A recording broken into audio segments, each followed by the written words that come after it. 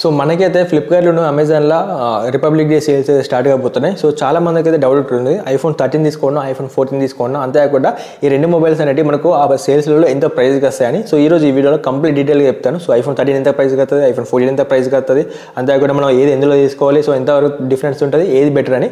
So complete video end వరకు చూడండి, మీకు అయితే చాలా మంచి ఇన్ఫర్మేషన్ అయితే దొరుకుతుంది. సో మనం లేట్ చేయకుండా టాపిక్ అయితే వెళ్ళిపోదాం. సో ఫస్ట్ ఆఫ్ ఆల్ మనం ఐఫోన్ 13 గురించి మాట్లాడుకుంటే, ఐఫోన్ 13 అనేది మనకి సేల్స్లో 45,000 నుంచి 46,000 లోపు మనకైతే ఈ మొబైల్ అనేది వస్తుంది. సో మీ దగ్గర క్రెడిట్ కార్డు ఉన్నట్లయితే ఇంకొంచెం ఎక్కువ డిస్కౌంట్ అయితే మీకు వస్తుంది. సో అంతేకాకుండా ఐఫోన్ 14 గురించి మాట్లాడుకుంటే, ఏదైతే మనకు 52 నుంచి 53,000 లోపు మనకైతే ఐఫోన్ 14 వస్తుంది. సో రెండింటి మధ్య మనకైతే 5,000 రూపాయల నుంచి 7,000 రూపాయల దాకా ప్రైస్ డిఫరెన్స్ ఉంది. సో ప్రైస్ డిఫరెన్స్ ఇంతగా ఉంది కాబట్టి మనకి ఈ రెండు మొబైల్ మధ్యలో ఉన్న మేజర్ డిఫరెన్స్ గురించి కూడా మనం మాట్లాడుకోవాలి. సో ఈ రెండింటి మధ్యలో మనకైతే మేజర్ డిఫరెన్స్ అనేది ఏముంటుంది.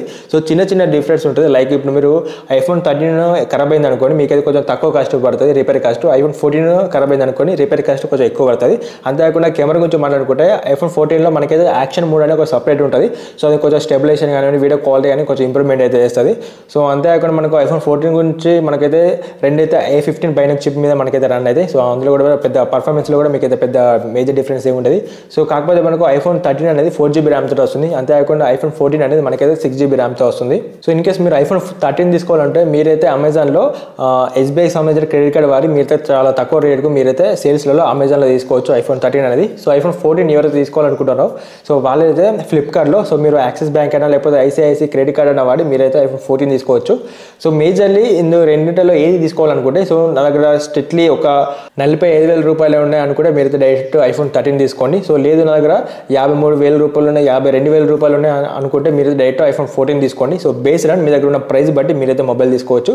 సో బట్ ఈ రెండు మొబైల్లో మాత్రం మేజర్ డిఫరెన్స్ మీ దగ్గర అయితే ఏముండదు.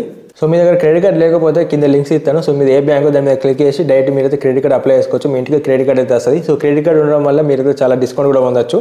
సో మేజర్లీ నేను చెప్పేది ఏంటంటే, మీ దగ్గర ఓన్లీ 45,000 రూపాయలు ఉన్నాయంటే డైరెక్ట్ మీరైతే ఐఫోన్ 13 తీసుకోండి. లేదు నేను 53,000 దాకా 52,000 దాకా పెడతా అంటే డైరెక్ట్ ఐఫోన్ 14 తీసుకోండి. మీకు అయితే వాల్యూ ఫర్ మనీ మొబైల్ అవుతుంది. ఎందుకంటే మనం రీసేల్ చేసేటప్పుడు కూడా కొంచెం మనకు ఎక్కువ అమౌంట్ అనేది మనకు ఐఫోన్ 14కి అయితే వస్తుంది. సో మీ దగ్గర ఉన్న డబ్బులు బట్టి మీరైతే తీసుకోవచ్చు ఏ మొబైల్ తీసుకోవాలని.